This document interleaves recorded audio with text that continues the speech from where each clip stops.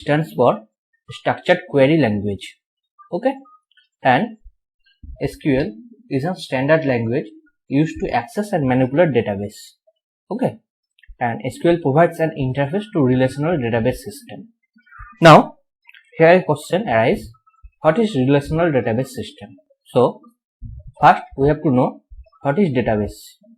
So, a database is an organized collection of structured information or data. That means a database is a organized data. Okay.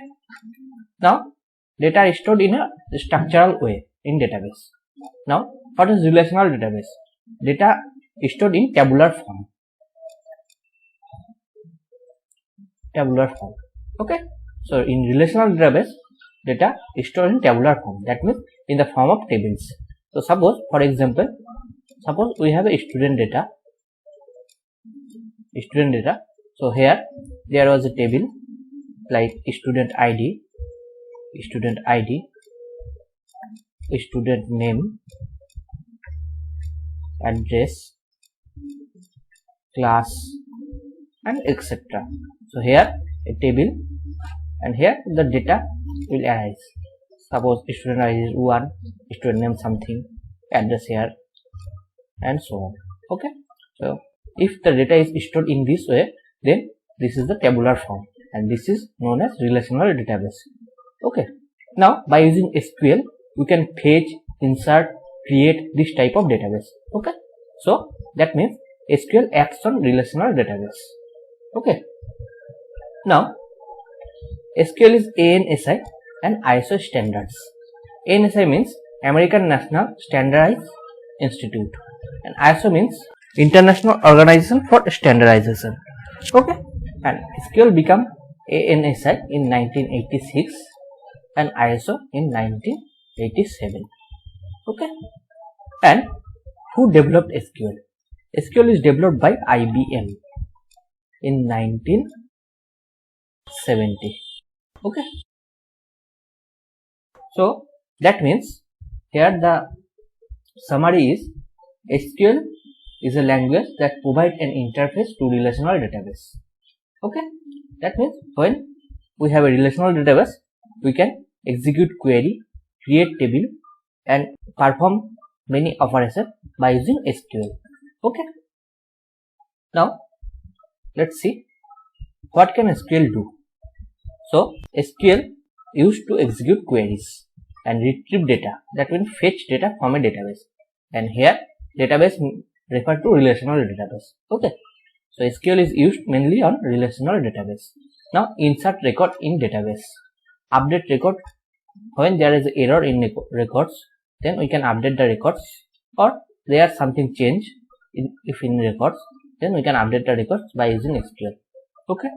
Now, delete records from a database, create new database, that means we can create a new database by using SQL, create new table in a database.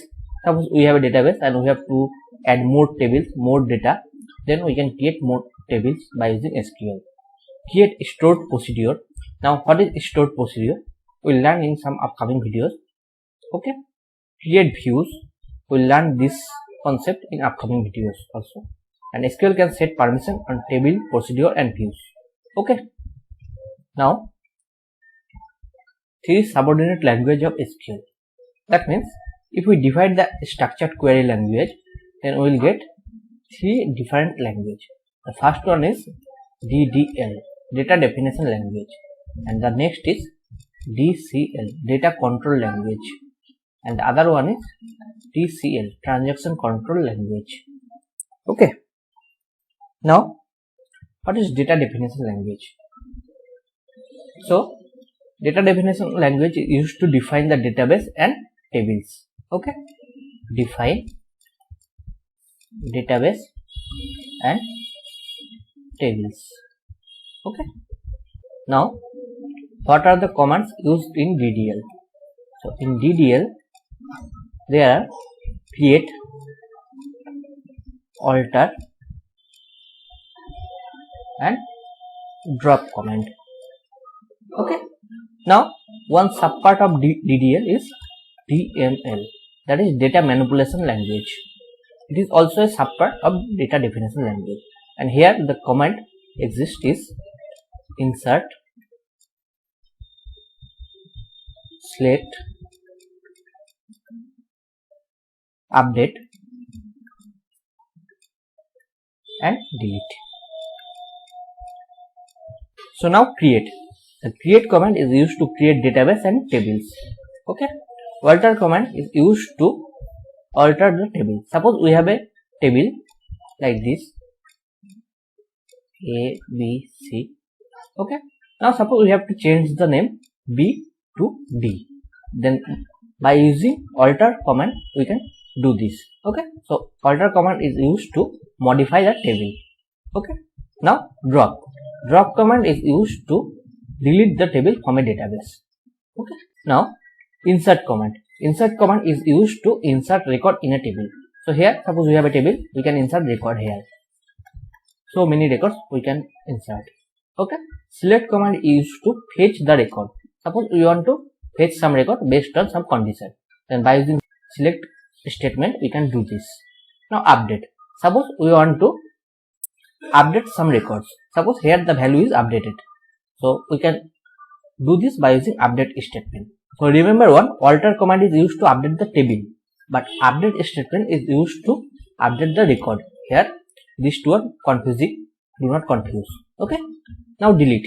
Delete command is used to delete some records, not the table. Drop command is used to delete the entire table, but delete command is used to delete some records. Okay. Now DCL, data control language. It is used to controlling the database. Here two commands exist. One is grant and another is revoke. Okay. Now by using grant command we can grant privilege to some user. That means suppose owner of this database can create a new user 1, who can access this database and control this database, but the owner of this database give only insert privilege to this user 1. Okay. That means by using grant command we will give only insert privilege to a user. That means user 1 can insert record in this table but cannot perform others operation like select, update, delete. Okay. So grant command is used to give privilege. Now revoke. Revoke command is used to revoke the provide access. That means suppose user 1 have insert privilege and we want to revoke this. Then by using revoke command we can do this. Okay. So this is the works of grant and revoke. Now TCL, transaction control language. So transaction control language is used to manage changes affecting the data.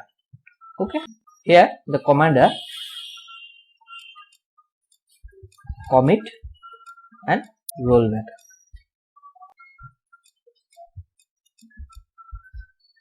Okay. Now what is the function of commit? So suppose a user inserts some record in a table, after that they did not commit. That means when you close the database this record will be deleted. Okay. So when you perform some operation on a database, after that we have to commit. Until we do not commit, the records are not saved in our database. Okay. So commit command is used to save our work in our database. Okay. So this is the function of commit. Now rollback. Now rollback is used to restore the database to original state since last commit. That means suppose here some user do some operation on a database and after that he will commit. Okay. He will commit here. That means up to this portion is saved in our database. Now after committing we will perform some other tasks. Okay. And here he will get some error. So here he will get some error. Then he will directly call rollback here. So if he will call rollback here, then up to this portion will be automatically deleted and again come to this point. Okay. So up to this portion is committed. That's why this portion is saved in our database. And after that, this portion is not committed. So this portion will be deleted when we call rollback. So this is the function of rollback. Okay. So up to this in this video. So in the next video, we will learn how to execute query. Okay. Thank you. Welcome back everyone. In the last video, we learned about the introduction. Okay. Now in this video, we will learn about schema in SQL. So what is schema or a database schema? Database schema or schema both are same. So a database schema is the skeleton structure that represents the logical view of entire database. That means the schema is used to describe the entire logical view of a database. Okay. And it defines how the data is organized and how the relation among them are associated. Okay. And schema contains schema objects, which could be tables, columns, data type, stored procedure, views, relationship, and many more. Okay. So suppose here this is our database schema. So this is our database schema.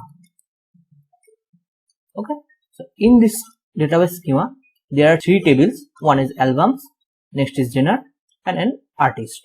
Okay. So here we can see genre and artist are connected through a relation. Okay. And albums and artist is connected through a relation. So there is a relation between genre and albums and artist and albums, but there are no relation among genre and artist. Okay. So by viewing this schema, we can generalize the concept that how the tables are connected through a relation. Okay. And these tables contain some columns like album ID, album name, date released, artist, and genre. And these are the data type of each column. Okay. So album, which is integer, album name, which is varchar, and date release is date time, artist ID is integer, and genre ID is integer. So by viewing the schema, we will generalize a table. So the table look like this. So albums, this is the table, and here this is first one is album ID. I'll write in short form. Then album name, then date released. Okay. Then artist ID, and then genre ID. So by viewing this schema, we will know that the table look like this. Okay. And now the next table is genre, which is look like this. So the genre table is look like this. So genre ID and genre. Okay. And by viewing this data type, we can say this column contain only numbers, and this contain only characters, and here only date, and here integer, and here integer. So by viewing this schema, we will get a concept about the database. Okay. So this is the concept of schema. Okay. Now let's see how to define a schema. So to create a schema, we have a syntax create schema, and then we have to input the name, schema name, then authorization, and we have to give the owner name. So for example, if we write create schema, suppose we will name finance, and we will authorize a person, authorization. Suppose I will give a name Saurav. So here Saurav is the owner of this schema finance. That means we have a company finance or a company database finance which can be authorized by Saurav. Okay. That means Saurav can perform all the operation on this schema. Okay. Now suppose there are some user 1, user 2, and so many user. Now Saurav wants to give some access to these users. Okay, then how he can give some access to some user? Okay, now suppose this is our schema finance, and there are three tables: albums, genre, and artists. Now Saurav wants user 1 can access select operation on general table. So how he can do this? So for this the statement is grant. Now I'll give the access select. Okay, so grant select. Now and on which schema? So here on finance. Now finance dot I'll give on general table. So finance dot general. Okay. To whom? To user 1. User 1. Now if we perform this query, user 1 can get access select on general table on finance schema. Okay. Now suppose user 2 can access all the tables but perform only select operation. Then how to do that? So for this, grant select on finance dot, in case of general we will write star. That means he can access all the tables in this schema. Okay, to user 2. That means user 2 can access all the tables on finance schema but can perform only select operation. Now suppose there are user 3 who can perform select and insert operation. Then how to do that? So for this, grant select comma insert on finance dot star. Star means all the tables. If we give him on particular table, then we have to input the particular table name in case of star. Okay, to user 3. Now suppose user 4 can access all the tables and can perform all the operation. Then here instead of operation, here we have to put star. That means grant star on finance dot star to user 4. That means user 4 can access all the table and can perform all the operations. So by using this statement, we can give access to some user. Okay. So this is the concept of schema. In the next video, we will learn about database. Okay. Thank you. Welcome back everyone. In the last video, we learned about schema. Now, in this video, we will learn how to create database and tables in SQL. So first, we will see how to create a database. So for this, we have a syntax, create database and then database name. So for example, if we write create database company 1. Okay. Now, if we execute this, a database with name company 1 is created. Okay. Now suppose we will write create database company 2. Now if we execute this, then you will get an error because company 1 is already created. So here name mismatch. So here you will get an error. For this, you have to select this line and you have to execute. Okay. And then company 2 database will be created. Okay. Now suppose there are no database in our system. Now if we write these 2 lines and execute this, then we will also get an error because when we write multiple number of lines, then we have to use a semicolon after completing each line. Okay. Now if we don't use semicolon here, then it will also work because this is the last line. But if we don't use semicolon here, then you will get an error. Okay. So by using this process, you can create many number of database. Okay. So here if we execute this query, company 1 and company 2 database is created. Okay. Now suppose we want to create a table inside company 2 database. So for this, we have to first execute a command use company 2. That means use database name. Okay. So use database name. After that, we can create table. Okay. So if we execute this command, now we are inside company 2 database. Now whatever query we will execute, all the based on this database. Okay. Now if we want to use the company 1 database, then again we have to use command use company 1. Okay. Now suppose if we want to show the database in our system, then we have a command show databases. Okay. DATABASES. show databases. If we execute this command, we will get list of all database in our system or server. If you work on server, you will get all the database name inside your server, and if you works on your system or your local machine, then you will get all the database you created on your local machine. Okay, so if we execute this, we will get two names, company 1 and company 2. Okay, so by using this process, we can show database, and for use database, we have to use the query use database name, and for creating a database, create database name. Okay, now let's see how to drop a database. Suppose we want to delete this database company 2. So for this, we have to use drop database name. That means drop database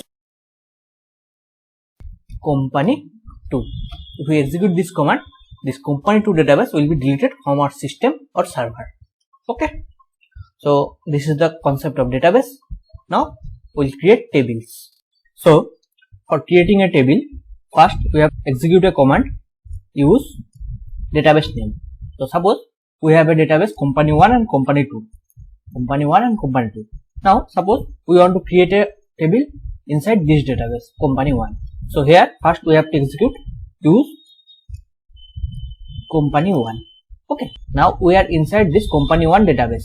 Okay, now for creating table, the syntax is create table, then table name, and after that we have to use a parenthesis, and inside parenthesis here name of the first column and data type of the first column with. Okay, then a comma, and then second column and data type of second column, and so on. Okay, now suppose we want to create this table. So suppose the table name is EMP. Now for this we have to execute a command, create table. Here table name is EMP. Now parenthesis, the first column is employee ID. Okay, so here remember one thing, here employee ID there is a space between employee and ID. So this is not supported by SQL. So we can write this by using an underscore, or if we want this space, so then we have to use the title key. Now what is title key? So here in keyboard you will get the title key under the escape character. This is the title key. Okay, so this is known as the title key. So here we will get this before 1 and under escape character. Okay, so we have to use this. So for employee ID, I'll write EMP ID, and this is the title sign. Okay, and then we have to use the data type of employee ID. So suppose employee ID accept only number, and employee name accept only character, and department accept only character. That means string. Okay, that means strings. So employee ID is number means integer. So here I'll type int, and here I'll give with 3. That means it accept number up to 3 digit. That means up to 999. If you want to insert 1000, it will give an error, because here we will use the with 3. Okay, so maximum 3 digit we can store. We can store 0 only. We can store 1, 2, that means 2 digit, and we can store 3 digit. Okay, in employee ID place. Now here comma. Now the second column is employee name. So here again title key, EMP name, close title key. Now the data type of employee name, it accept character. So for character we have character data type, varchar data type. Varchar means variable character, and varchar2 data type. Okay, so here suppose we will use varchar data type, and we will use the with 40. That means a name can be maximum 40 characters. Okay, now comma. Now the next column is department. So DPT department. Here there is no space, so I directly write department. Okay, and here suppose we will use character. So character, here I will keep the width 10. That means a department name maximum of 10 characters. Okay, here all the column is finished, so I will close this parenthesis. Okay, now if we execute this command, the table employee is created. Okay, so by using this command we can create a table. Okay, now just practice yourself. Just create this table by yourself. Okay, now in the next video we will discuss more about data types. We will discuss data type in details in next video. Okay, thank you.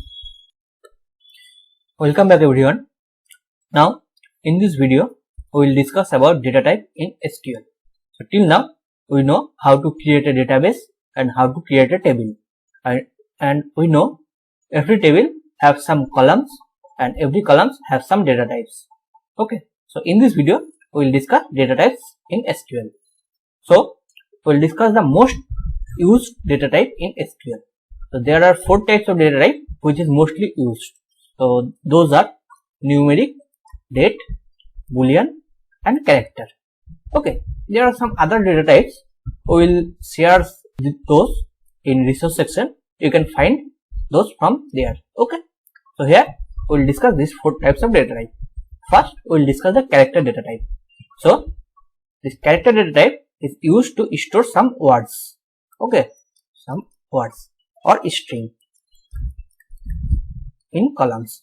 So suppose we have a column name. So obviously name could be some string. Okay, so for name we can use character type of data. Now in character there are character, varchar and varchar2. There are some more others, but these 3 are mostly used. Okay, now character. So character data type is fixed length character string. So here I will write character 30. Okay, now this 30 is used to define the length of the field. Length of the field, and this is fixed length. Okay, so here name. So here these are some rows. So every field has 30. Every field has length 30. Okay, now suppose here I will store a name Ram. So it will store for only 3, but remaining 27 is wasted. Okay, so here suppose we will store 4 rows. So only 5 length is used. Out of 30 only 5 is used. Sorry, 6 is used. So here remaining 24 is wasted. Okay, so in character, if you use character, then there are some waste of memory. That's why varchar and varchar2 was introduced. Now these 2 are same, but name is different. The work function is same.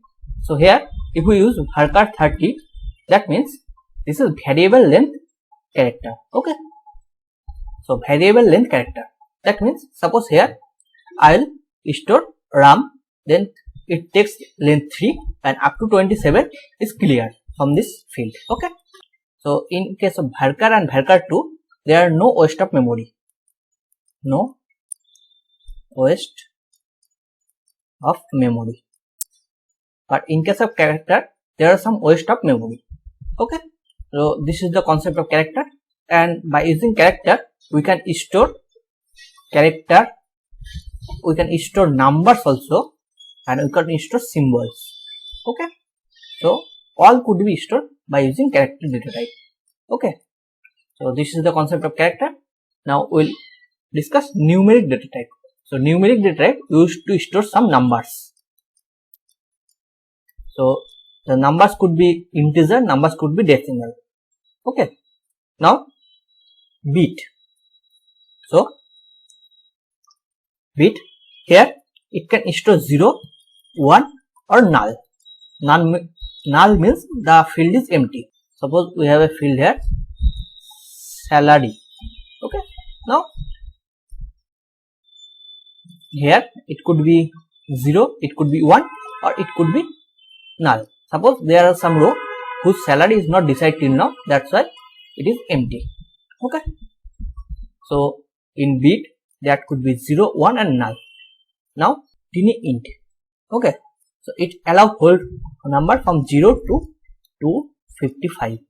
Okay, now it is take storage 1 byte. Okay, now small int. So it stored minus 32,768 to plus 32,767. So we can store number between this range. Okay, and it takes storage 2 byte. Okay, 2 byte. Now big int. It is used to very big numbers. Suppose we have a number more than 12 digit, then we could use big int. Okay, and the range approximate is minus 10 to the power 19 to 10 to the power 19. Okay, this is the range, and you can consider if you have more than 12 digit number. Suppose you want to store 4 number, then a phone number, if we add 91, the country code before the phone number, then 10 digit and this 2 digit, that means 12 digit, then we have to use big int, because by using big int we can store this much of value, but all other data type can't store 12 digit. Okay, now int.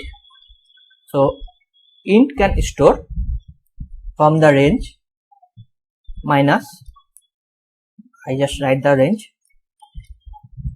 So this is the range for int. Okay, here you can see this is 10 digit number, 1 2 3 4 5 6 8 9 10. So if we have 10 digit number, then we can store int, but suppose the 10 digit number start from 3, then we have to use big int, because it start from 2. Okay, so this is the range for int, and int takes 4 byte of storage and big int takes 8 byte of storage. Okay, now number is same as int. Okay, now we'll discuss decimal and float. Okay, now we'll discuss decimal and float. So now decimal. So decimal takes 2 parameter. First one is p and second one is s. Okay, so all the things, these also take some parameter.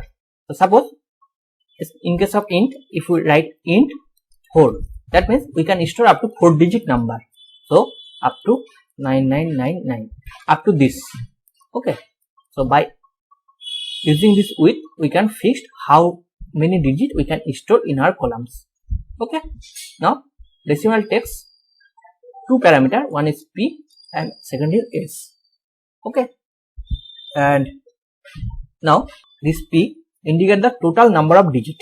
That means suppose a number 30.68. So here number of digit is 4. So here p is equals to 4, and s is the digit after the decimal point. Okay, so if we write data type decimal 5, 3, that means we can store total 5 digit, and after decimal we can store 3 digit. Okay, so that could be suppose 555.20, total 5 digit, and after decimal 2 digit. So it is okay. Now suppose 55555. Okay, this could be okay. And now if we only write decimal, then it will takes a default value 18,0. That means we can store up to 18 digit here, and after decimal we could store 0 digit. Okay, so for this, if we use decimal, we have to always take the h value, and if we take the h value, then we also have to take the p value. So decimal p, s. This is our data type. Okay, now we will discuss float data type. So float takes only parameter n. Okay, now float takes 4 or 8 byte of storage. Okay, 4 or 8 byte of storage, and this parameter n indicates how many storage is required. Okay, so if n is less than equal to 24, then it takes 4 byte of storage. Okay, and if n is greater than 24, but less than equal to 53, then it takes 8 byte of storage. Okay, and the default value is 53. If we don't use n, then it takes the default value 53. Okay, so this is the decimal and float concept. Now we will discuss date and boolean data type. Okay, now boolean data type. It is in case of we have a yes, no or true, false column, then we can use boolean data type. Now in boolean or bool, both are likely same. So here 0 represent false and every non-zero value represent true. Okay, in case of yes, no, 0 represent no and every non-zero value represent yes. Okay, so this is the concept of boolean, and boolean takes 1 byte only. Now date. Now first is date. So if we use the date data type, then it store data in this format: year, then dash, month, and then dash date. So here this YYY represent year, this represent month, and this represent date. Okay, now date time, and here date, it takes 3 bytes of data. 3 bytes of data. Okay, now date time, it takes 8 byte. 8 byte, and the format is YYYY MMDD, then a space, and after space HH colon colon SS. Here there is no enter, there is space. So here YYY represent year, this represent month, this represent date, and this represent the hour, this represent minutes, and this represent second. Okay, so this is the date time. Now time. So time represent only this HH SS. Okay, and it takes 3 to 5 bytes. Okay, now year, it represent YYYY.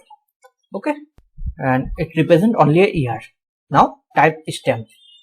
Okay, now time stamp and data time, the format is same, but what is the basic difference between time stamp and date time? So time stamp is used to track changes to records and update every time when the record is changed. That means time stamp, it used to store current time. Okay, current time, and date time is used to store specific static value. That means suppose we want to store a date and time where some things happen, then we will use date time, and if we use the current time, then we will use time stamp. Okay, time stamp is for current time and date and time for a specific static value.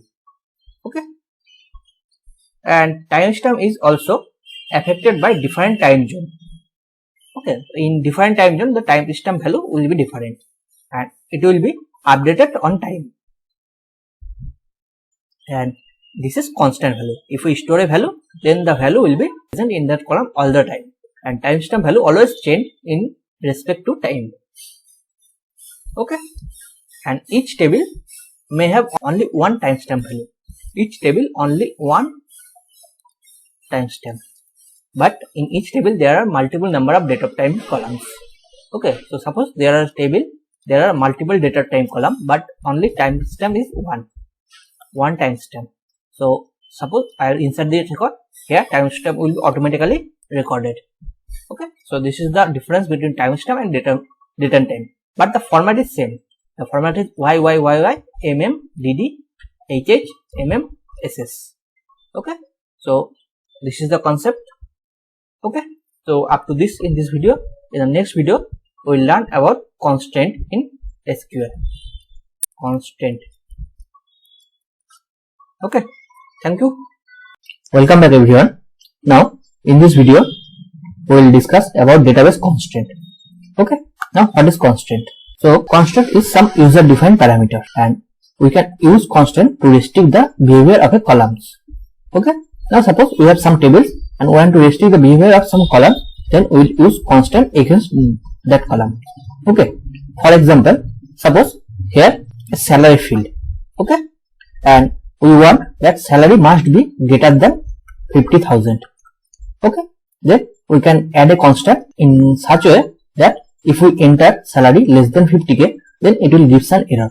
Okay. So this is the use of constant.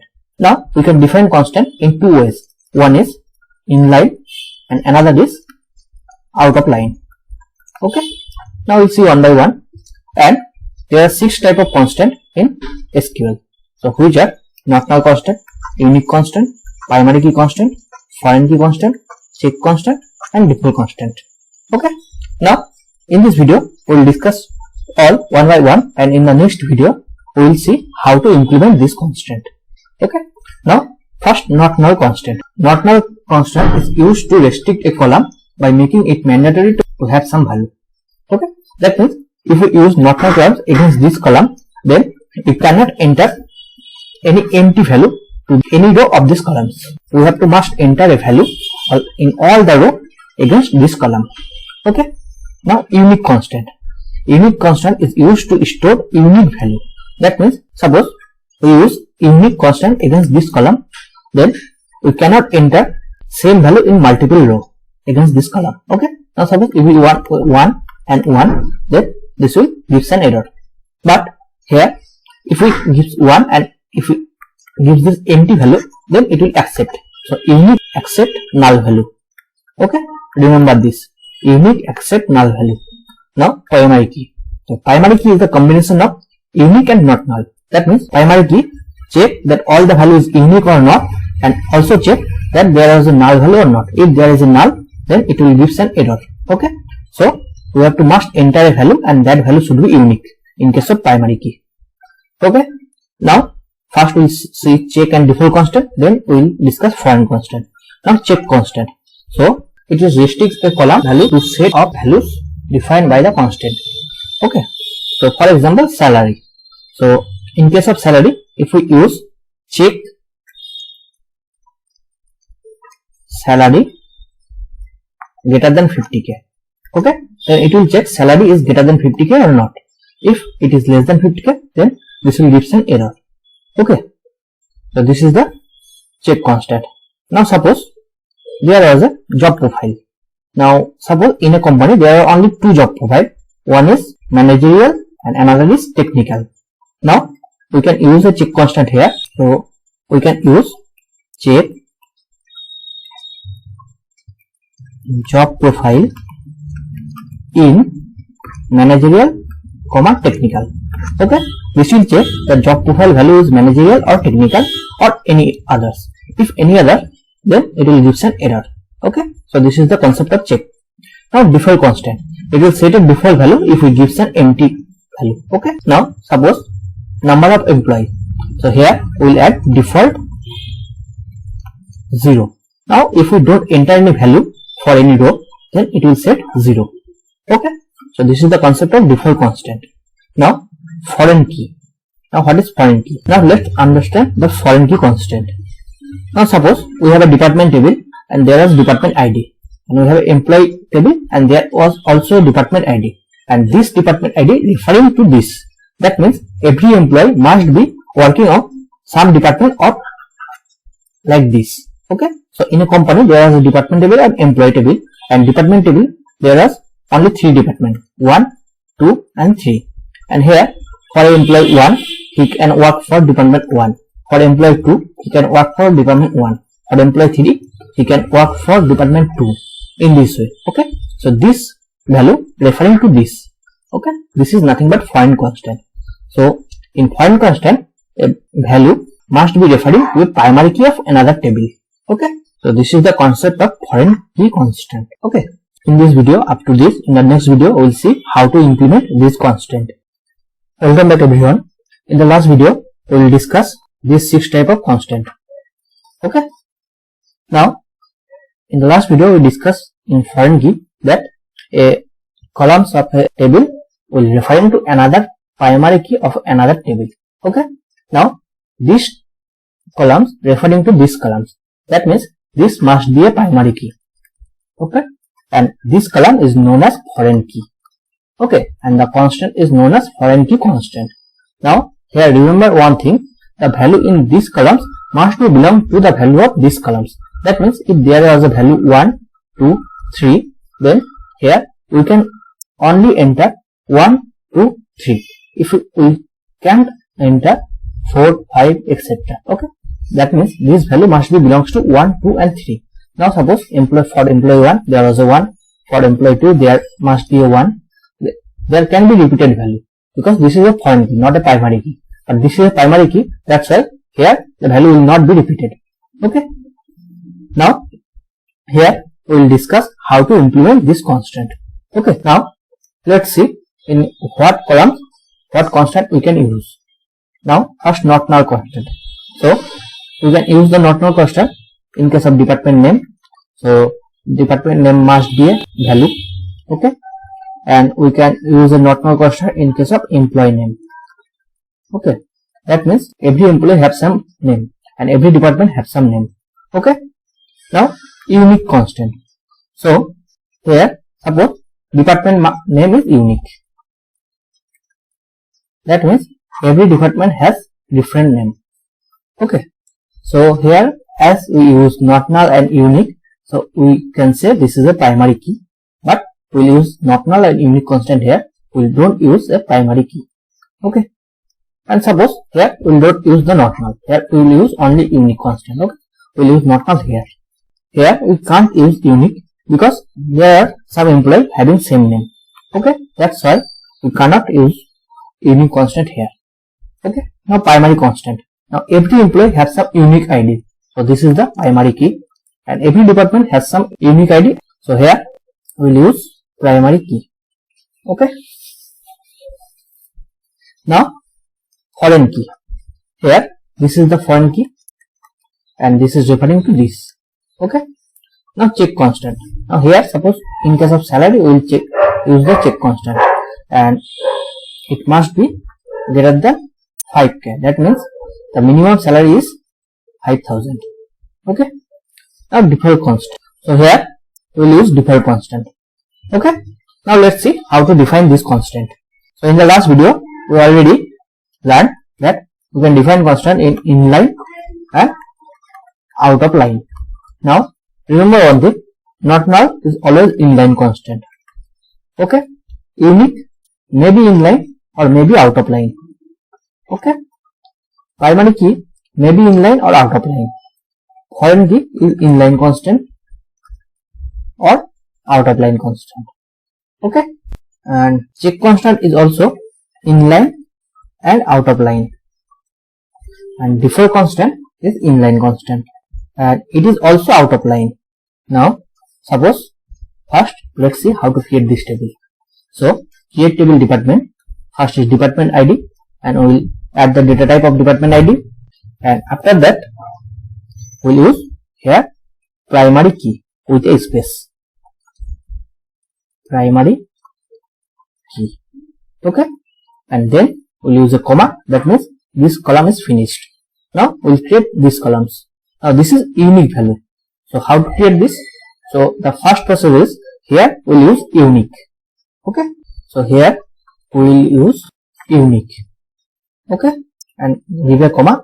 Or if we want to define unique constant out of line, then after completing this table we will here after completing here we will use a comma and here we will write unique and here we will give the column name. That means department. Okay. If we write by using this, then this is also worked. Okay. Now number of employee, it is default value. So number of employee, number, here we will use by a space default 0. Okay. And gives a comma. So by using this we can create a table department. Now let's see how to create the table employee. So the employee ID is primary key. So here we can write primary key, or we can write primary key here, primary key employee ID. Okay. So I am writing short form, but you have to write it full form. Okay. Now employee name is not null. So not null is inline constant.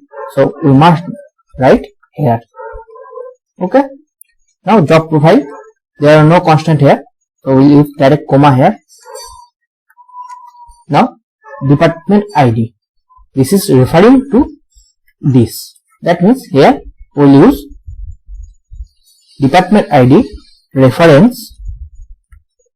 Here first we will write the table name. So this is the department table, and in parenthesis we will write the column of department table. That means department ID. Department ID. Okay. So in this way we will referring a column to another column of another table. Okay. Now salary, here we will use check.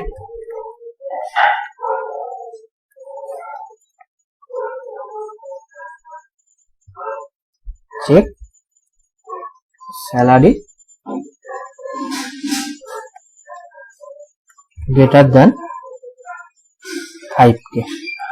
Okay. In this way we can define this column. So this is the concept how we can define a column. Okay. Now in the next video we will do practical examples. Okay. Welcome back everyone. Now we will do some practical example. So here I take two schema, one is department and another is employee. So we will create these two tables in practical manner. So let's see what are the attributes of this table, employee and department. So let's first discuss the employee table. So here first value of employee is employee ID. This is a primary key. That means by using employee ID we can determine every employee. The next value is employee name. Okay, and the constant here is not null. That means for every field in employee name there must be a value. And the next is job. It denoted for job type. It describes the job type. That means what are the job type of the employee. So it could be a manager, it could be HR, it could be analyst, and etc. And the next is department ID. It is defining a department ID. That means the employee works under which department, and this department ID is referring to the department ID of department table. Okay.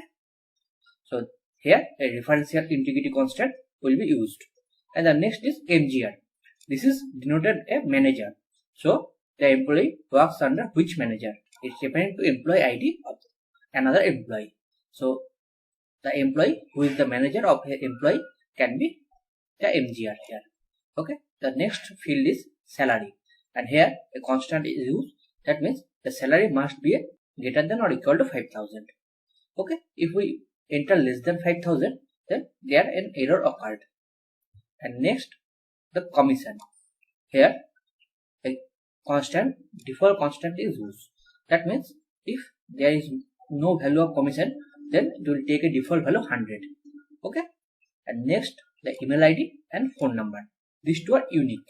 So for every employee there must be a unique email ID and unique phone number. Okay.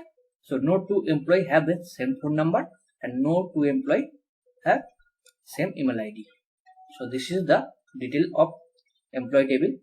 Now in department table there was a department ID which is a primary key, and next is department name which is a unique. That means it could be a unique value for every department ID. And next is location. That means where the department is located. Now we will create these two tables, department and employee. So here remember one thing. Here in employee table, department ID is referring to department table. So first we have to create the department table. Otherwise, if we don't create department table and we want to try to referring this department ID, then there an error occurred. Okay. So first we have to create the department table, and then we'll have to create the employee table. Now from the next video we'll create these two tables and insert value and perform some query. Okay. So up to this in this video. Thank you. Welcome back everyone. Now here first we'll create the department table and then create the employee table. Here I am using Oracle Live SQL software. Okay, you also can use this software. This is an online software and absolute free. Okay, and there are so many offline software for execute SQL query. So here I write the name of the software. These are some most used software. There are so many software. So here Oracle 10G or upper version like 11G, 12G. Okay, these are the some software where you can execute SQL query.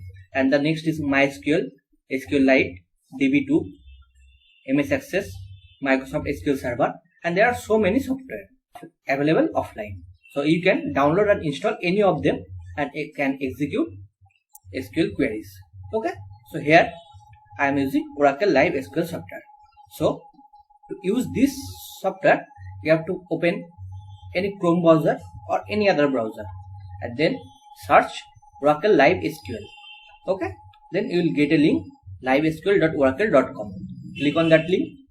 Now here the option for sign in. If you have a Oracle account, then sign in through your Oracle account. Otherwise you can create account. Okay, so if you don't have any Oracle account, then create your Oracle account and then sign in here. So after signing in, click on here and click on SQL worksheet. Okay, so here SQL worksheet is open. Now we will create all the tables and perform execute query on this worksheet. So here we will write the query, and when we run, we see the output in our output screen. Okay, so let's first create the department table. So here in department table there are three attributes: department ID, department name, and location. And here department ID is the primary key, department name is unique key. There are no constraint in location. Okay, so let's create the department table. Now for creating the table, we have a syntax: create table. Now we have to input the table name. Here the table name is department. So now use the parenthesis. Now first write the first attribute, and here the first attribute is department ID. So I'll write department ID and the type of department ID. So here department ID could be a number. Okay, we can identify the department by a number. So here we'll take the data type as number. Okay, and this is the primary key. So here I'll write primary key. Okay, here the first attribute is finished. So use a comma and now write the second attribute, and the second attribute is department name. So here department name, and this is a set of characters, that means string. So for this we have a data type varchar2. Here we will give the length 30, that means a department name can be 30 character long. Okay, next is location. So location, and this is also a string. So here we will use varchar2 and give the length 30. Okay, now remember one thing, here the department name is unique. That's why we know unique is a table level constant. So here we will write unique. Here we will take the attribute. The attribute is department name. Okay, here our query is finished. So after finishing a query, use a semicolon. This is not a mandatory, but if you write this, it will be better for you. Now select this and click on run. So here you can see table created. Okay, now if you want to see the description of the table, then just type DESC and then table name. Here the table name is department, and select this and click on run. So here you can see in department table we have three columns: department ID, department name, and location. Okay, and department ID is not null. As we use primary key, it is a combination of unique key and not null. Okay, so that's why department ID is not null, and the type of the department ID is number, and type of the department name is varchar2, and location varchar 2. Okay, so in this way we can create the department table. Now we have to create the employee table.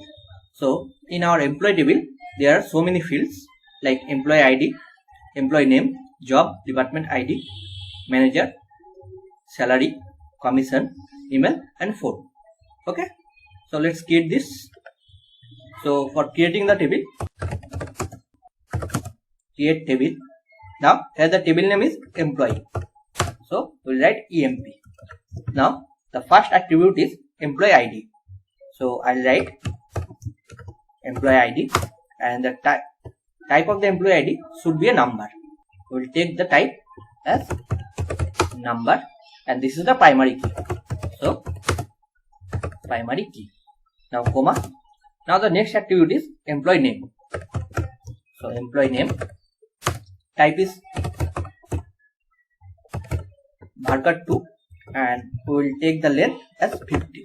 So employee name can be maximum 50 character long. Okay, and here there is a constant not null, so here we will use not null. Now comma, and the next attribute is job, so job, and this could be a varchar because job type is a string, so varchar 2, here we will take 30 as argument. Okay, and the next field is department ID, which is referring to the department ID of department table. Okay, so here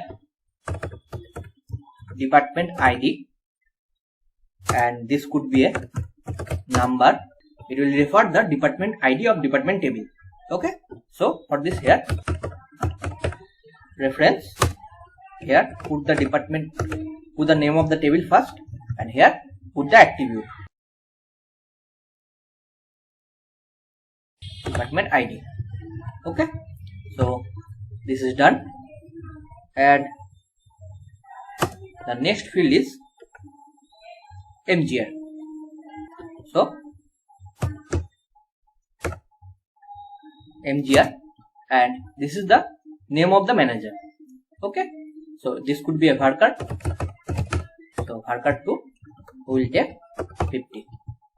Now the next attribute is salary, so salary, and this could be a number, and here the constant is must be greater than equal to 5000. So here check, we have to use check, and here put salary is greater than equal to 5000.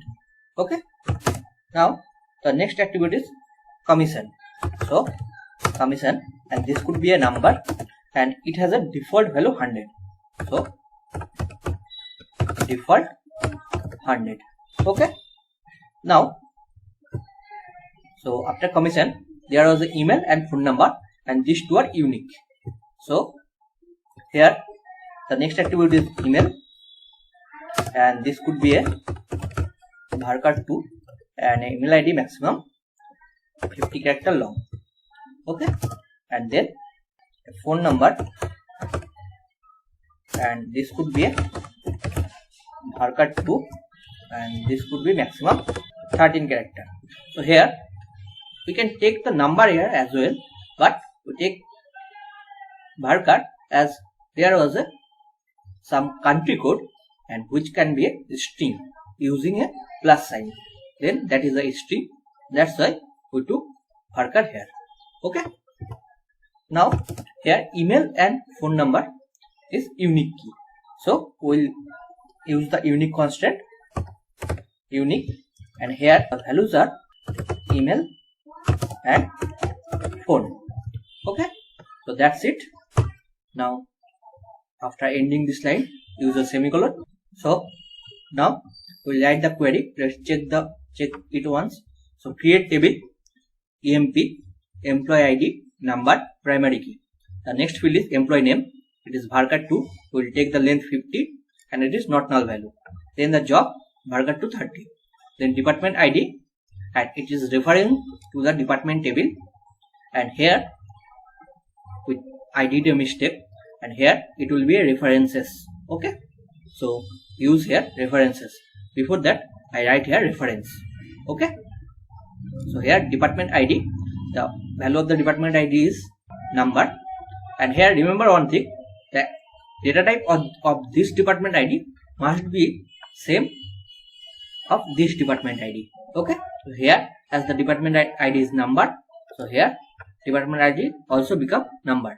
Okay, and it is references department ID of department table. Okay, and the next field is manager, it is varchar 250. Next is salary, and here a constant use, check constant, and salary must be greater than equal to 5000. Okay, next commission, and have a default value 100. Okay, next email varchar 250 and phone varchar 213. 10 digit for phone number and 3 digits for country code. Okay, and then unique key, email and phone number. Okay, now select this line and click on run. So here employee table is created. Okay, now let's see the description of employee table.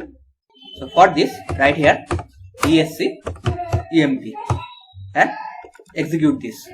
So here you can see there is a employee ID which is not null and data type is numbered. Employee name not null, varchar 2. Then job, department ID, MGR, salary, commission, email and phone number. So these are the field. Okay, so in this way we can create any tables. Okay, so these two are the example how to create a tables. In the next video we will see more about SQL. Okay, thank you. Welcome back everyone. In the last video we saw how to create tables. So we already created two tables, one is employee and another is department. Okay, so here are the description of the tables. Now in this video we will learn how to insert data into the tables. Okay, so before this, first learn how to check if there is any data or not in our table. So for this we have to use a select query. So syntax is like this: select steps from. Now here give the table name. Now if we execute this, let's see what happened. So here you can see no data found because in employee table there is no data. Now do the same for department table.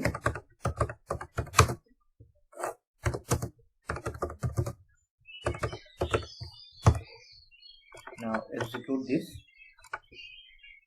Here also no data found. Okay, so that means there is no data in department table and employee table. Now we will insert data in department table and employee table. So here remember one thing, the department ID field in employee table is referring to department table. Okay, so the employee table is referring to department table, that's why we first insert department table's data and then we have to insert employee table's data. Otherwise you may get an error. Okay, now how to insert data. So here I write two syntax, one is this and second is this. So now if you want to insert data for all the attribute, then you can use this syntax: insert into, here give the table step and then write values and then in a parenthesis enter the value of the attributes. So here attribute 1 value, attribute 2 value, up to all the attributes value.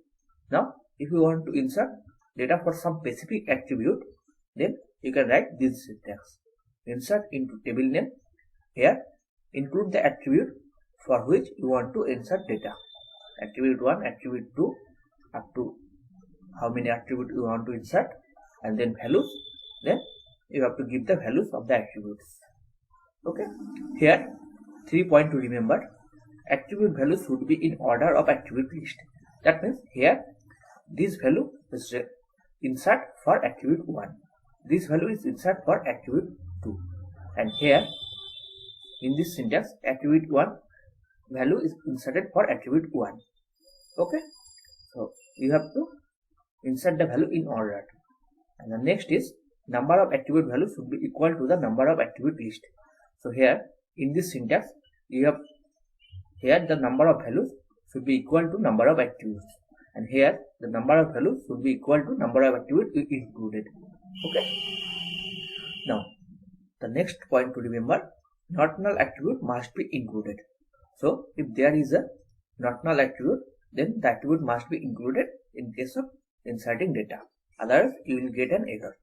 Okay. So let's insert the data. So first we have to insert the department table. So insert into department. Now values. Here the first attribute is department ID. So for this I will give 1. Next attribute is department name. So for this, if there was a string attribute, then you have to use single quotation. Okay, and you have to insert data inside a single quotation. So here I will give CSE. Now the next attribute was location. So this is also a string, so that's a single quotation, and here I will give Kolkata. Okay, now run this. So here you can see one row inserted. Let's see. Select start from department. Run this.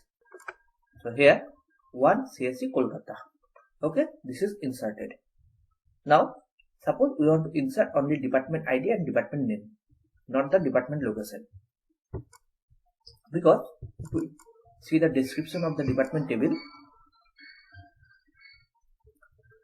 you can see department ID is not null and department name and location should be null. So we must include the department ID, and we also here include the department name, but we will not include the location. Now let's see how to insert. For this, insert into department. Now include the attribute. So first one is department ID and next one is department name. Values. Here 1 is already done, so the next ID is 2, and here I will give the department name as IT. Okay, now run this. So here 1 row inserted. Let's check. Run this. So here 2 row is inserted, and in second row location is null value. Okay, now in this way you can insert any number of rows. Okay, now as department is inserted, now let's see insert data in employee. So let's see the description of the employee. So here the employee ID and employee name should be not null. Okay, so we must include these two, and if you want we will include the remaining. Okay, now let's see. So insert into EMP.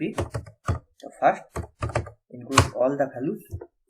The first value is employee number or employee ID. This is 1. Next is employee name. So I will give Sam. Next is job department ID MGR. So the next job is I will give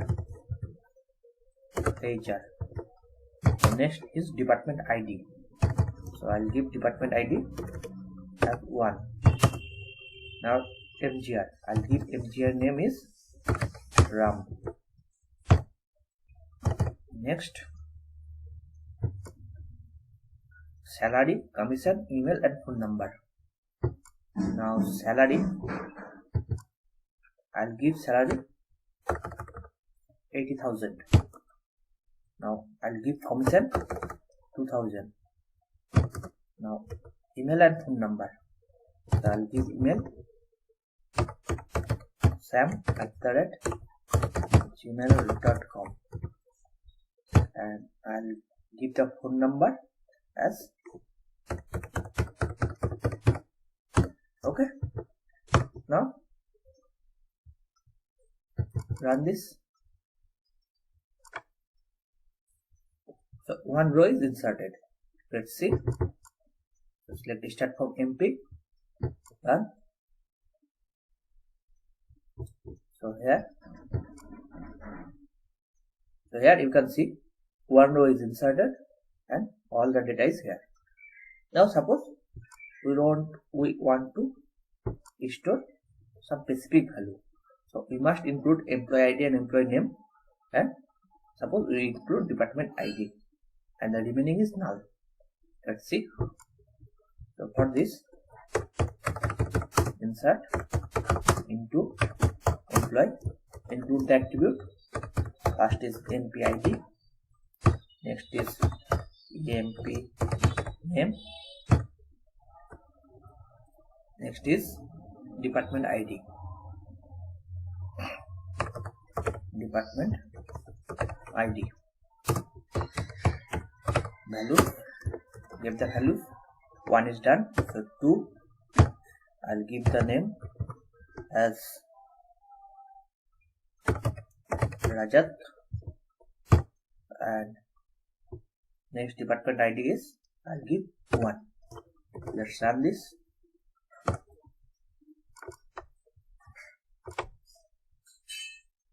One row inserted. Okay.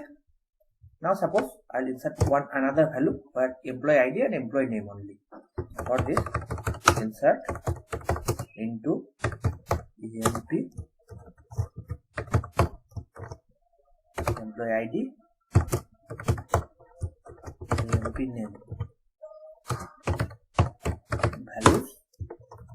So 1 and 2 is done. So ID is 3, and I'll give the name as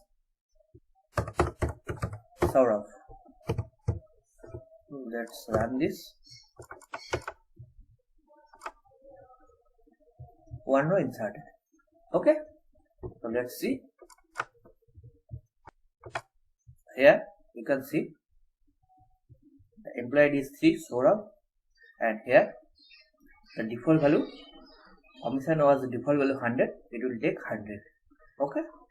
And here in case of Rajat, we will insert the department ID and it will also take the default value 100, and here we will include all the values. In this way you can insert data. Now suppose employee ID and employee name is not null value. Now suppose we don't include employee name. Let's see what happens. So for this, insert into EMP. Now I'll give employee ID. I don't include employee name. I will include another value which is department ID. Now values, 3 is done. So I'll write 4 and I'll give the department ID 1. Let's see what happened. Select this, run this. So here cannot insert null into, so you will get an error. So here I don't include the employee name, which is a not null attribute. So here we will get an error. Okay. Now suppose here I'll include employee name and department ID. Now we know in department there are also only two values, 1 and 2. Now if we give the department ID other than these two values, then let's see what happens. So here I'll include the name. So the name here I'll give Ram, and here in case of 1 and 2 I'll give 3. So 3 is not in the department ID, in department table. Let's see what happened. Now select this, run this. So integrity constant violation. Okay, parent key not found. So 3 is not in the department table. So we can't include 3. So here only 1 and 2 can be included. So here I will give 2. Now run this. So one row inserted. Okay. So in this process, you can insert data into the tables. Up to this in this video. In the next video, we'll see more about SQL. Okay. Bye bye. Thank you. Welcome back everyone. In the last video, we saw how to insert data in a table.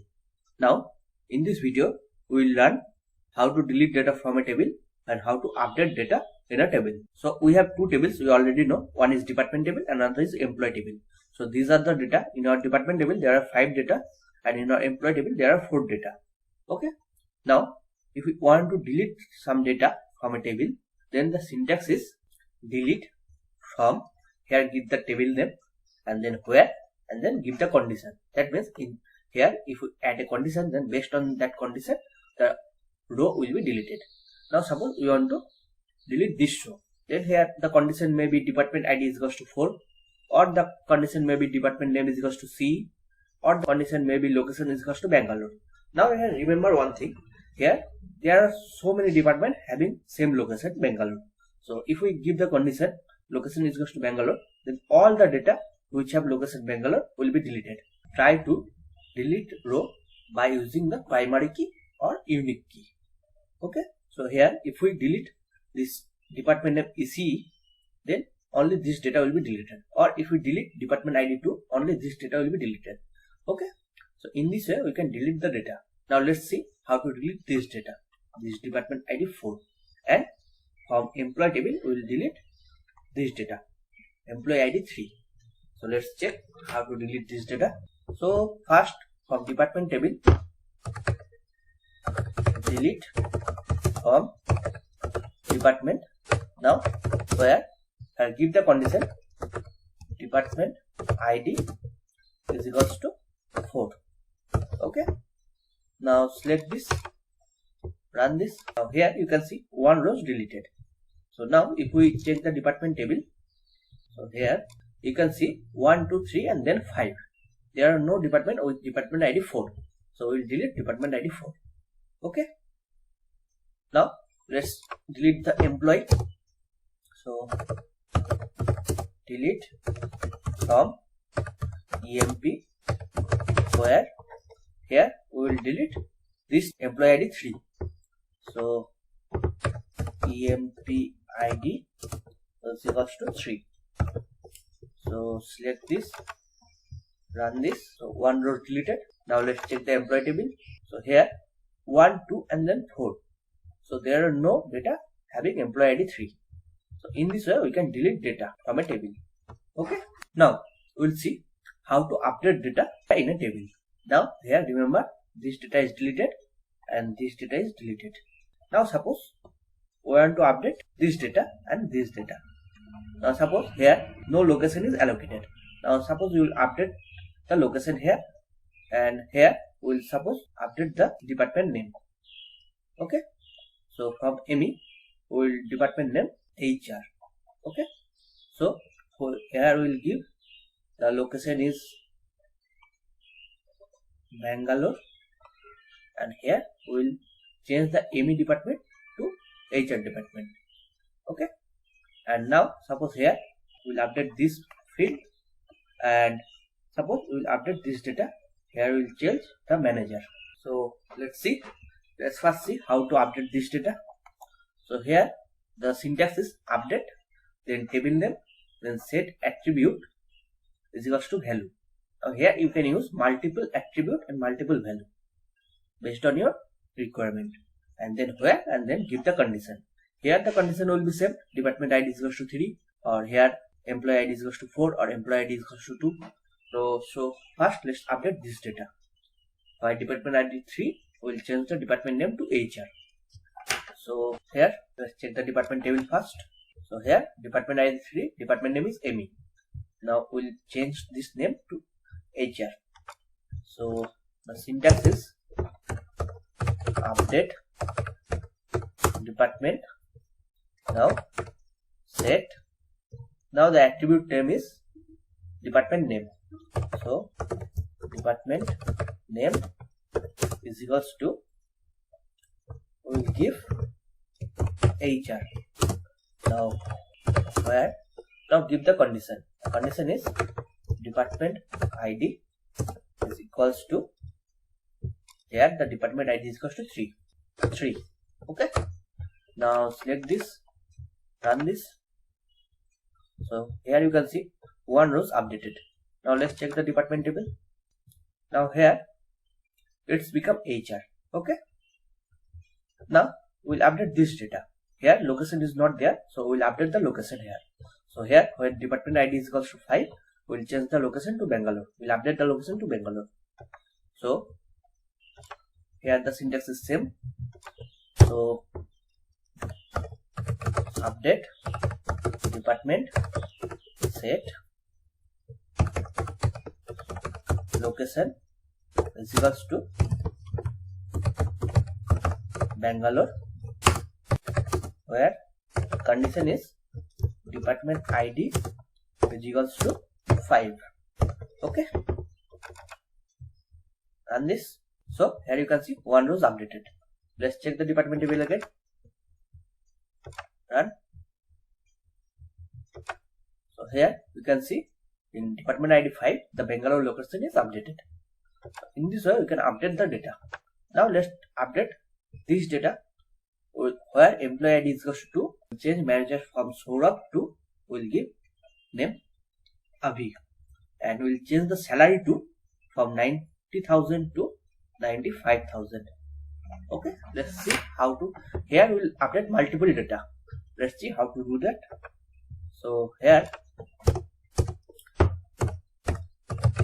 update emp set. Now we'll change the first is mgr is equals to Abhi. mgr is equals to Abhi, comma, we will also change the salary. So salary is equals to 95,000. Now where the condition is, here the condition is employee ID 2. So where emp ID is equals to 2. Okay. Select this, run this. So here you can see one row is updated. Let's check the employee table. So here in case of employee ID 2, the manager is Obhi now and salary is 95,000. But before this the manager was Saurabh and salary was 90,000. Okay. Now let's update this data. So let's update this data. So here we'll add a department ID. Here we'll add a MGR, and here we'll add a salary. So here suppose we will add department ID 1, 2, 3 or 5. Okay. So here remember one thing, department 4 is not there, so we cannot add department 4. So we can add among 1, 2 and 3 and 5. So here we will suppose give department ID is equals to 5, manager is equals to Ram, and salary is equals to 80,000, and we will also change the commission to 3,000. Okay, do this. Now the syntax is like same, update emp set department ID is equals to 5, comma, next we'll update the manager mgr is equals to Ram, mgr is equals to Ram, next salary is equals to 80,000, next commission is equals to 2,000. Now where, now give the condition. The condition is employee ID equals to, and the employee ID is equals to 4. Okay, so employee ID is equals to 4. Now select this, run this. So here you can see one row is updated. Let's check the employee table now. So here you can see in case of employee ID 4, the department ID is allotted to 5, MGR is allotted to Ram, and salary 80,000, and commission is updated to 2,000. Okay, so in this way we can update data and delete data in a table. Now here in department table this department ID 4 is deleted, and in employee table employee ID 3 is deleted. Now from the remaining, this department ID 5 is updated to Bangalore, and this ME is updated to HR. And here in employee table, this field for employee ID 4, the department ID is 5. Now remember one thing, in employee table there are no field which is referred by any other tables, but in department table there are the department ID field which is referred by employee table. Okay, now so when we delete or updated the department ID, then there may occur some error. Now let's suppose we want to update this department ID 1. So 1 is referred by employee ID 1 and employee ID 2. So if suppose where the department name is CS, then we change the department ID to 9. Now if we change the department ID to 9, then this is referred department ID 1, but there are no record having department ID 1. So these two records become invalid if we updated this. So when we try to update this, then we'll get some error, that integrity constant violation. So it is referred by this table. So when we updated this table, then we will get an integrity constant error. Or if you want to delete this record, then also these two records become invalid. So in such case, we will get an integrity constant error. So let's show you. So suppose we want to delete from department where department ID is equals to 1. Let's try to run this. Let's see what happened. So here integrity constant error is occurred. Now if we want to update this, then we also get an integrity constant error. Update department as department ID is equals to 9, where department ID is equals to 1. That means we change the department ID 1 to department ID 9. If we run this, sorry, here is set is missing. So now run this. So here integrity constant error. Okay. Now we'll see how to handle such case.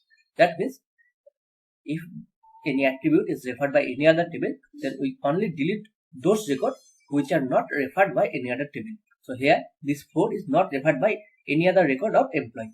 So we easily delete 4, and we can update any other field. We can update this field, but not this field. If you want to update this field, then the same process occurs. As 3 is not referred by any other record of employee, so we can update 3, but we cannot update 1, we cannot update 5. Okay, so this is the concept. Now to handle this type of error, we have to create a table in such a way that when we update or delete any record, then there is no chance of error. So first create the department table as always, and then when we create the employee table and when we referring the department ID attribute, then we have to set use an action here. So the syntax will be like this: department ID number references department ID. Up to this we know. Now here after that, instead of comma, here set some actions. So here we can use 3 actions. So one is set null or set default or cascade. Okay, now set null. So when we update or delete the department ID of department table, then in employee ID table the department ID field will be set to null. If we use set default action, then the department ID will be replaced by default value when we update or delete the department ID of department table. And the cascade option is like this: when we update this value, then this value is automatically updated, and when we delete the department ID, then all the record in employee table which is referring that department ID will also be deleted. Okay, so these are the 3 actions. Now the syntax is like this. So department ID number references department ID of department table, and then give a space, and here write on delete. Now here add any action or whatever you want. Here you can use set null, set default or cascade. So here on delete, cascade and then space and then on update, and here also you can add any one actions among these three. So here on update set null, okay, and then comma and then the remaining attribute as always. So in this way you can create table. Now if we create table in this way, then if you delete record from department, then there is no chance of error. Now I'll give you this task, do it at home, and if you got some error, then you can comment down below in question answer section. Okay, thank you. Welcome back everyone. In the last video we saw how to delete data and how to update data in a table. Now in this video we will discuss how to delete the whole table or how to alter the table. That means we want to modify some column or some constant, then how to do that. So let's see. First let's see how to delete a whole table. So here you can see we have two tables, one is department and another is employee. Okay, now let's see how to delete these tables. So the command is drop table and then give the table name. So here I'll give department, and if we run this, so here you can see unique or primary key in the table referenced by foreign keys. So we cannot delete this type of tables. First we have to delete all the table which is referred any attribute of this table. Employee tables data is referring department table data. So first we have to delete the employee table and then we have to delete the department table. Okay, so first let's delete the employee table. So drop table employee, run this. So here you can see table dropped. Now if we see description of employee table, so object emp does not exist. Okay, and now if we want to delete the department table, we can do that. Drop table department. Now run this. So here you can see table dropped. Now check the department table. So object department does not exist. Okay, so in this way we can delete any tables. So always remember, first delete the table which is referred another table's attribute, and then delete the another table whose attribute is referred by another tables. Okay, so this is the concept of deleting table. Now we will see how to modify a table. So now as we delete these two tables, so we don't have any tables right now. So first create a table and then we will modify that tables. Okay, so here you can see I will write a syntax. So here the syntax is create table emp, that means the table name is emp. The first field is employee ID which is number, second field is employee name which is varchar 230 and it is a unique. So here a unique constant is used. Now next is salary, here a check constant use, then phone and then pin code. These are some fields. We'll see how to modify these tables. So first create these tables. So run this. So table created. Let's check the description of the table.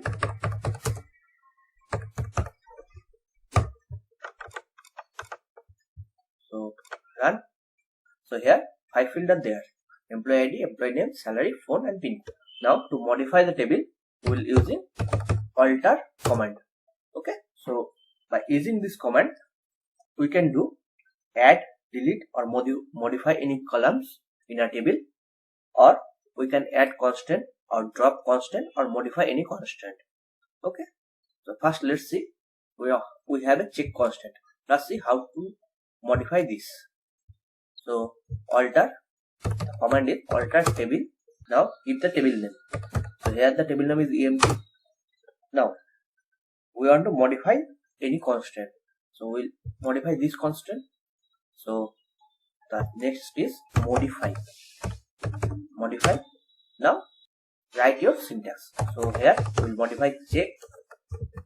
Now salary here is greater than 5,000, we will give greater than equal to 10,000. Okay, now run this. So here you can see table altered. So in this way we can modify any constraint. Now let's see how to drop constraint. Now we have a constraint unique. Now we want to try to drop this constraint. Okay, before this, first let's see this.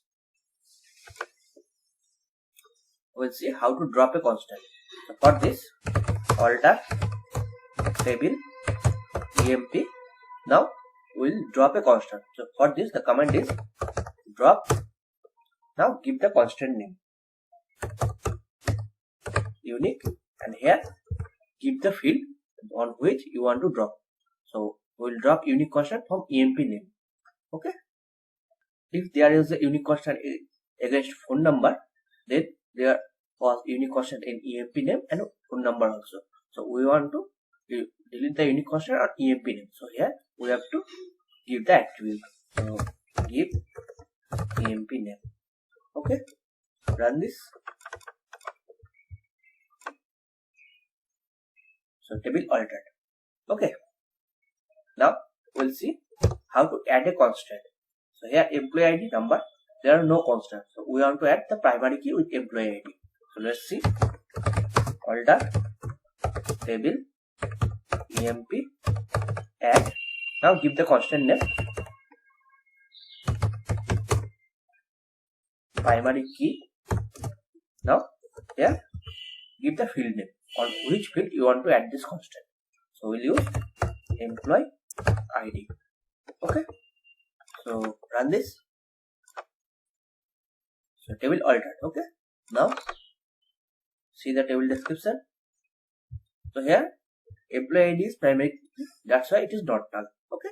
So before this it was null. Okay.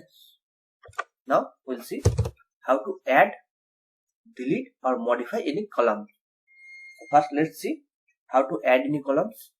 So for this, alter table emp add. Now give the column name. So I'll give addr. That means it represents an address. Now give the data type. Varchar2. I'll give the length as 50. Okay. Run this. So table altered. Check the table description. So here an address field is added and it is Varchar2 50. Okay. Now let's see how to modify a column. Now suppose in phone number there was a Varchar2 30 and we will change it to number. So let's see. Alter table emp. So we will modify a column. So that's why modify.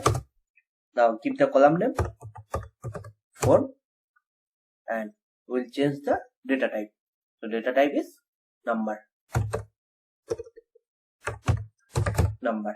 Okay. Run this. So table altered. Now let's check the table description. So here phone number is number now. Okay. Now suppose we want to delete a column. Suppose here the pin code column we will delete. So let's see how to delete. So alter table emp. Now we will delete this column. For this, drop column and give the column name pin code. Okay. Run this. So table altered. Let's check the table description. So the pin code field is not there. Okay. So in this way we can modify any table or delete any table. Up to this in this video. Thank you. Welcome back everyone. Now in this video we will learn how to retrieve data from a table or from multiple tables. Okay. So here we have two tables. One is department table, and department table have department ID and department name. And another is employee table, and employee table have employee ID and department. This department is referring department ID of department table. Okay. Then employee name and job role. So now we'll see how to retrieve data from these two tables. Okay, so we already know to retrieve data we have a statement called select. So by using this statement we will retrieve data. So select star from department. It will retrieve all the data from department table. Okay, and the general syntax is select and then give the attribute name. Now from give the table name. So here table name and then where and then condition. Okay, so this is the general syntax for retrieve data. Now when we want to retrieve all the data from a table, then we will use star. Okay, and when we don't want all the data, we will want some specific data, then we will use that specific attribute name. Okay, so let's see. So first, suppose we want to retrieve the names of the employee. So we will retrieve the name of the employee. So how to do that? So for this, the syntax will be like this: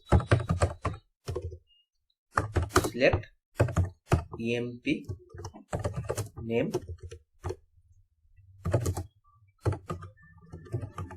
from emp. Okay, now we'll retrieve all the employee name. That's why no condition are required. Okay, so run this. So here you can see all the employee name will be shown here. So suppose we want to retrieve the name of the employee who works for department number 2. So here department number 2 is employee ID 2 and employee ID 4. These two employee works for department number 2. Okay, so we will retrieve this name. How to do that? So for this, select employee name from employee. Now here we will use a condition where department is equals to 2. Okay, so we will retrieve all the name of the employee who works for department number 2. So run this. Let's see what happened. So first remove this. Now run all these 3. So here first the department table, then employee table. Now our query. So here Saurabh and Tapas. So here you can see Saurabh work for department 2 and Tapas work for department 2. Okay, so in this way we can retrieve data from a table. Now let's see how to retrieve data from multiple tables. Okay, now suppose here we have a department table and we have an employee table. Now we want to retrieve all the employee name who work from department IT, not department number 2, department IT. So department IT is not in employee table. So from employee table we cannot determine who work for department IT. And here only the department ID is there. So we can fetch the department ID here and we will match department ID with department table. So here these both tables are required to fetch the data who work from department IT. So let's see how to do that. So here 2 tables are required. So we have to join these 2 tables to retrieve the data. So let's see. We'll see the 2 process. First we'll see. So select emp name from employee. Here to join these 2 tables we have a statement natural join department. Okay, so we'll here join these 2 tables. Now give the condition. Now the condition is where first we'll match the department. So here department ID and here department, these 2 have to be matched. So where department is equals to department ID. Okay, and then we will check this department name should be IT. So department name is equals to IT. Okay, now run this. So here Saurabh and Tapas are there. Let's run all this so we'll understand better. So here department IT is department number 2. Now in department number 2 Saurabh and Tapas, these 2 employee works. So we'll get the desired result. Okay, now another process to joining these 2 tables are like this. So remove this. Here we will use the instance. So select e dot emp name from employee, and the instance of the employee is e, comma department, and instance of the department is d. Okay, now we will check. So where e dot department, that means in employee table we will check the department. Okay, so e dot department, so e is the instance of employee, is equals to department tables department id. So we'll match the department id of department table. So instance of department is d dot department id. Okay, and the condition is department name is equals to it. So d dot department name is equals to it. Okay, let's run this line. So here we'll get the desired result. Okay, now let's see the table first again. Now suppose I want to retrieve all the jobs available in this company. So we'll find all the jobs. So let's see. So for this, select job from emp. Now run this. So here you can see A, B, C. So A write multiple times. So this is not required. We want to find what are the jobs. So if we write A 1 times, B 1 times, C 1 times, that is enough. Okay, so for how to do that? So for this, use the distinct keyword here. Distinct job from employee. Now run this. So here A, B, C. Okay, we'll get the desired result. So in this way, we can find data from the table. Suppose we want to find the employee name whose name start with S. Now how to do that? So for this, the statement is like this: select emp name from employee where emp name, here the statement is like, and it is start from S. So in the first position give S and then use a percentage sign. Give this in a single quotation. Now run this. So here you can see Sora and Som. Now let's see the employee table again. Now suppose we want to find the employee name whose second character is A. Okay, so here Ram and Tapos, these two should be appear. Second character A. Now how to do that? So we don't know the first character, we will only know the second character. So then select employee name from employee or employee name like, we don't know the first character. In that case, when we don't know any single character, then use the underscore sign. And then we know the second character, and the second character is A. And then we don't know the remaining character, and for multiple character use a percentage sign. Okay, so underscore is used for single character and percent size is used for multiple character. Okay, and this, let's see. So here you can see Ram and Tapos appears. Now suppose we want to find all the names whose name ends with S. So how to do that? End with S. That means we don't know the initial characters. So use the percentage and we know the last character. Last character is S. So this will be like this. Now suppose the second last character is S. So we don't know the last character. So use the underscore and we know the second last. So here S. Okay.